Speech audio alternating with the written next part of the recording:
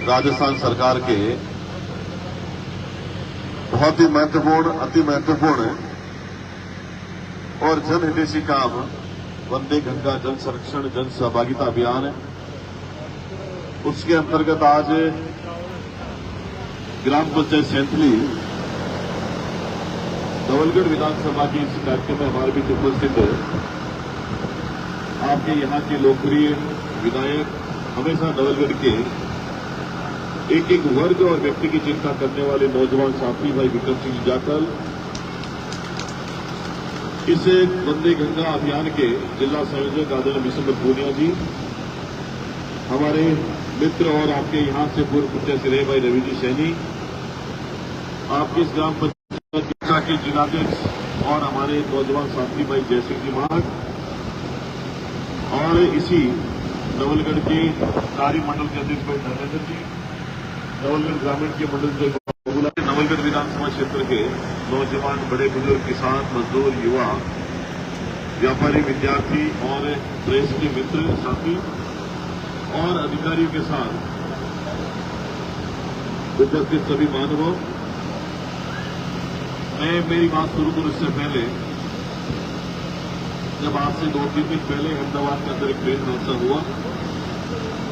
और इस ट्रेन हादसे के अंदर 250 से अधिक लोगों की जान गई,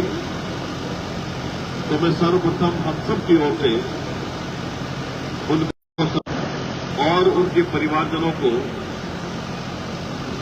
ईश्वर शक्ति प्रदान करे, सफल प्रदान करे, ताकि वो दुख की घड़ी से बाहर आ सके। मित्रों, ये वंदे गंगा जल अभियान जो है, ये पिछली 5 तारीख को माननीय मुख्यमंत्री जी ने रामगढ़ बांध से शुरुआत करी और उस दिन विशेष दिन था, गंगा दशहरा का दिन भी था और पर्यावरण दिवस भी था। देश के यशस्वी प्रधानमंत्री मोदी जी ने बीते 11 वर्षों में कुछ बातें कही है जो सीधा सीधा जनता से जुड़ाव की बातें थी, जनता के हित की बातें थी, जो दैनिक जीवन में हमारे काम आने वाली चीजें हैं। पर्यावरण को संतुलित करके, पौधारोपण करके, वृक्षारोपण करके, एक पेड़ मां के नाम अभियान चलाया, स्वच्छता मिशन अभियान चलाया, जिसमें सिंगल यूज प्लास्टिक है तो प्लास्टिक मुक्त अभियान भी चलाया, नशे की लत में आने वाले नौजवानों को नशे की लत से बाहर निकालने के लिए नशा मुक्त अभियान भी चलाया, वर्षा के पानी के जल को संचय करके हमारे मुख्यमंत्री जी ने वंदे गंगा अभियान चलाया, और इसके अलावा बहुत सारे ऐसे कार्यक्रम हैं, ऐसे अभियान हैं जिन्होंने सरकार के साथ में जनता को जोड़ करके रखा, जनता से जुड़ाव करके अभियान को आगे बढ़ाया। उसमें हमारे ये महत्वपूर्ण अभियान है वंदे गंगा और पर्यावरण। पर्यावरण के लिए मैं इसलिए निवेदन करूंगा कि पिछली बार मुख्यमंत्री के प्रयासों से हमने 7 करोड़ पौधे राजस्थान में लगाए और इस बार हमने लक्ष्य लिया 10 करोड़ पौधे का। और ये पौधे लगाना ही बड़ी बात नहीं है, इस पौधे को लगा करके 3 साल तक उसकी परवरिश करें, उसकी देखभाल करें, पालन पोषण करें, ताकि वो जो पौधा है 3 साल बाद में बड़ा होकर के पेड़ बने,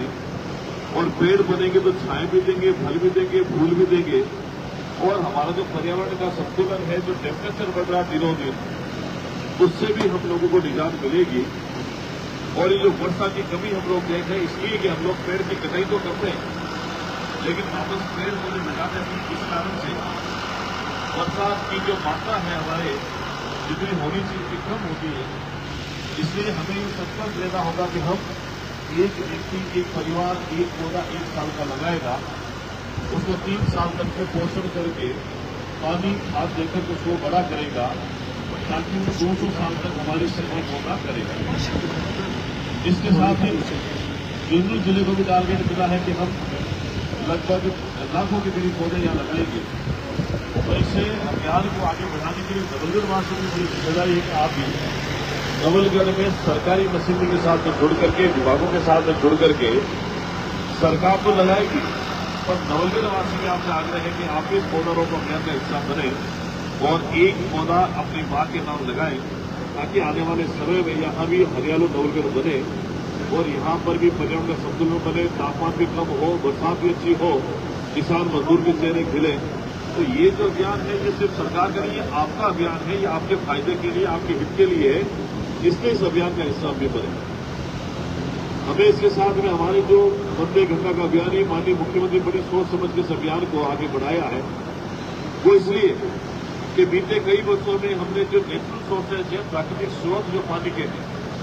चाहे नलकूप हो, चाहे कुएं हो, चाहे बावड़ी हो, एनीकट हो, तालाब हो, सरोवर हो, नहर हो, कोई भी, अगर उसमें कोई कचरा आ गया है, कोई गंदगी है, उसमें कहीं अतिक्रमण हो गया जिसके कारण पानी का बहाव जो है वो रुक गया है, उसका साफ सफाई करके, श्रमदान करके हम उसकी सफाई करें, ताकि वो वर्षा का जो पानी है वो उसके अंदर जाएगा और उसके अंदर जाएगा तो काफी दिनों तक, काफी महीनों तक वो पानी भरा रहेगा। उससे अपने क्षेत्र के अंदर वाटर लेवल जो है, भूजल स्तर बढ़ेगा और जब भूजल स्तर बढ़ेगा तो आज हम 1000 तो 300, 400, 500 फीट में पानी उपलब्ध हो जाएगा। एक बरसात का पानी वैसे होकर चला जाता है, उसको भी प्रधानमंत्री जी ने, केंद्र सरकार ने जल शक्ति मंत्रालय के साथ हमारे मुख्यमंत्री जी ने कर्मभूमि से मातृभूमि एक अभियान चलाया है, जिसमें आप जैसे भामाशाहों की आवश्यकता है, आप जैसे नौजवानों की आवश्यकता है, आप इसको अभियान को अपना अभियान बना करके पानी को वहीं रिचार्ज करने के लिए वाटर हार्वेस्टिंग सिस्टम का इंस्ट्रक्शन बना करके उसको यहां लागू करें, ताकि बरसात का पानी बह करके आगे नहीं निकले और वो जमीन के अंदर चला जाए, ताकि नवलगढ़ में अगर ऐसे 10 भी 50 स्ट्रक्चर आप लोग बनाएंगे तो मुझे लगता है पानी नीचे जमीन के अंदर जाएगा और उसका सीधा फायदा आने वाले समय में आपको मिलेगा। आपके यहाँ आपके लोकप्रिय विधायक विक्रम सिंह जाखड़ साहब ने पूरी आपके विकास की बातें बताई है। मैं जानता हूं, मैं प्रभारी मंत्री होने के नाते भी और विधानसभा में हमारे साथी होने के नाते भी 24 घंटे एक ही चिंता रहती मेरे नवलगढ़ में, अगर सड़क टूटी फूटी उसको ठीक कराना, अगर आपके ट्यूबवेल नहीं तो ट्यूबवेल कराना, अगर नलकूप नहीं है, हैंडपंप में उसको ठीक कराना या भैंस को ठीक कराना, आपके स्कूल के अंदर कोई कमरा बनाना उसके लिए चिंता करते हैं, हॉस्पिटल में कंपाउंडर डॉक्टर नहीं उसके लिए चिंता करते हैं, कॉलेज में लेक्चर नहीं उसकी चिंता करते हैं। मतलब हरेक विभाग की हरेक तरीके की चिंता 24 घंटे ये करते हैं और मुझे लगता है ऐसा अच्छा व्यक्ति आपको मिला है विधायक जी के रूप में, जो सदैव आपकी चिंता करते हैं। मुझे कहते हैं तो क्यों नहीं है, मैं कभी भी ऐसा सामने इसलिए नहीं बोलता, मैं वाकई नहीं कहता, बीते 1 वर्ष में आपने देखा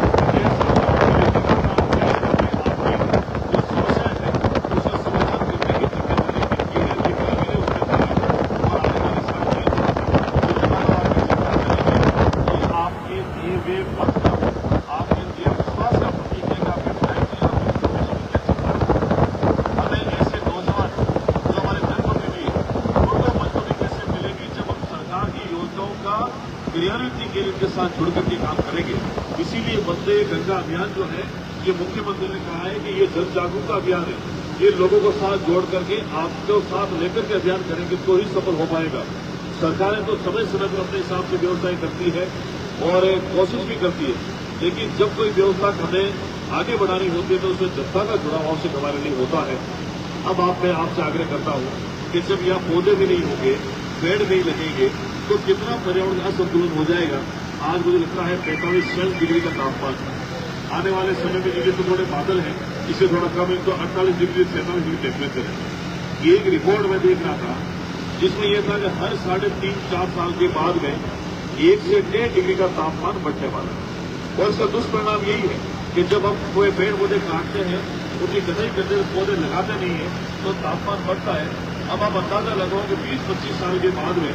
जब यहाँ का 48 डिग्री तापमान अगर 53, 54, 55 डिग्री हो जाएगा तो कितनी गर्मी बढ़ेगी। क्या इतनी जरूरत हुई गर्मी के अंदर हम लोग रह पाएंगे, जानवर रह पाएंगे, पशु पक्षी रह पाएंगे, और ये जो पेड़ पौधे जो हमने लगा रखे नहीं बच पाएंगे। इसलिए ज्यादा पेड़ पौधे अगर लगेंगे तो तापमान बढ़ने से रुकेगा, तापमान कम होगा और पर्यावरण का संतुलन बना रहेगा। एक हम लोग जहां भी रहते हैं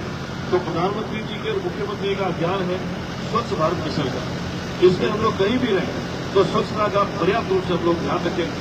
हमें सिंगल यूज प्लास्टिक जितने भी है वो सिंगल यूज प्लास्टिक को कहीं भी उपयोग में नहीं लेना है, और अगर कहीं दिखे तो उसको कचरे के डस्टबिन में डाल करके कहीं इधर उधर खुले में नहीं छोड़े, उससे बीमारी भी होती है, शहर में गंदगी भी दिखती है। तो ये जो प्लास्टिक मुक्त अभियान है इसको भी हम लोग हमारे जीवन का हिस्सा बना करके इसको बाहर निकालें ताकि हमारे स्वच्छता अभियान से आगे बढ़े। इसके साथ ही प्रधानमंत्री ने भी थोड़े दिन पहले कहा है, जिसको मुख्यमंत्री जी आगे बढ़ा रहे हैं, कि हमारे स्थानीय जो रोजगार के साधन है, रोजगार उत्पादक है, उनको हम लोग बढ़ावा देंगे, स्वदेशी चीजें हम लोग अपनाएंगे। अब भाई आप लोग देखो कि सुबह उठने के बाद में जब टूथपेस्ट करते हो तो पता लगा टूथपेस्ट यहाँ का बना हुआ है कई बार का बना हुआ है। आप लोग कंघी करते हो बालों के अंदर, वो कंघी यहाँ की एक बार की है।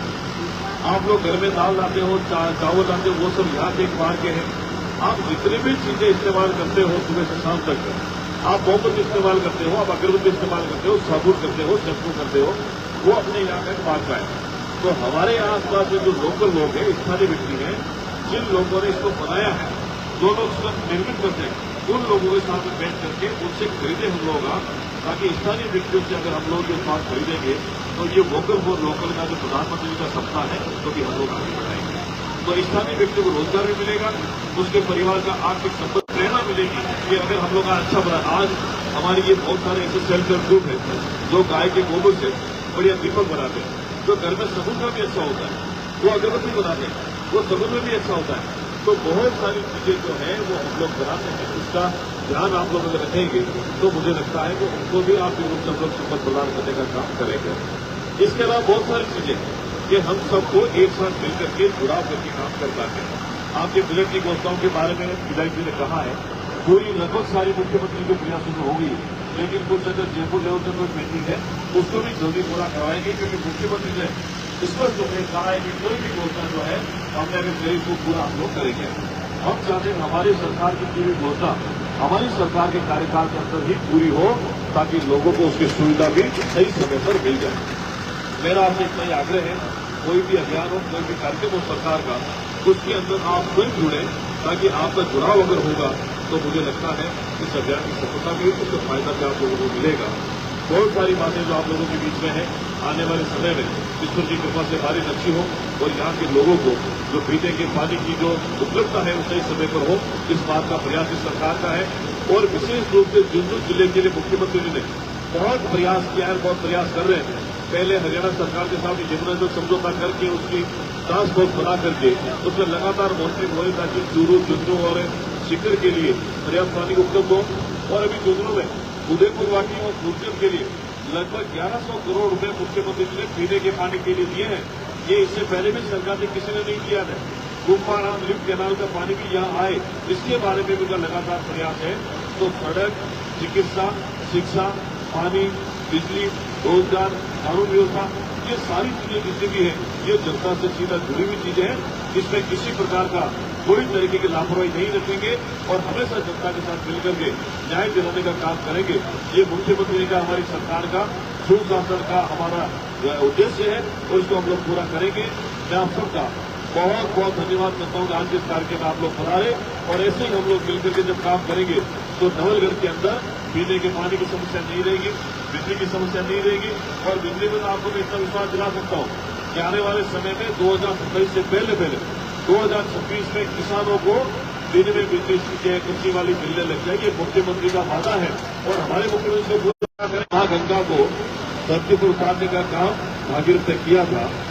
और आज दूसरे भागीरथ करके राजस्थान में है पानी की व्यवस्था करने का काम कर रहे हैं। वो मुख्यमंत्री जी जो 24 घंटे आपके लिए चिंता करते हैं, भले वो जयपुर में है,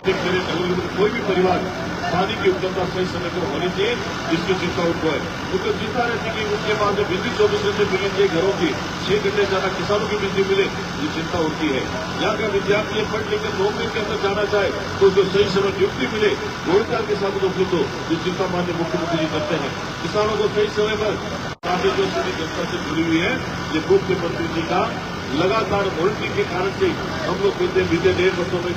सोच रहे, देख रहे, समझ रहे कि मुख्यमंत्री के प्रयासों के कारण ही हमारे ये प्रदेश लगातार विकास के रास्ते पर आगे बढ़ा, जिसमें नवलगढ़ भी कहीं कम नहीं है, बिजली भी पीछे नहीं रहा है। आने वाले समय में इस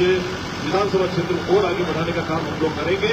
आप सबको बहुत बहुत धन्यवाद। इस उम्मीद के साथ में कि आने वाले समय अच्छी बरसात होगी और हम सब लोग ये नदी नाले तालाब को अपनी साफ सफाई कर रहे हैं। वंदे गंगा जल अभियान के माध्यम से इसमें खूब पानी आएगा, वर्षा का पानी संचय होगा और हमारा जो चेहरा है वो खिलता रहेगा और हम सब लोग हंसी खुशी के साथ और भाईचारे प्रेम के साथ आगे बढ़ेंगे।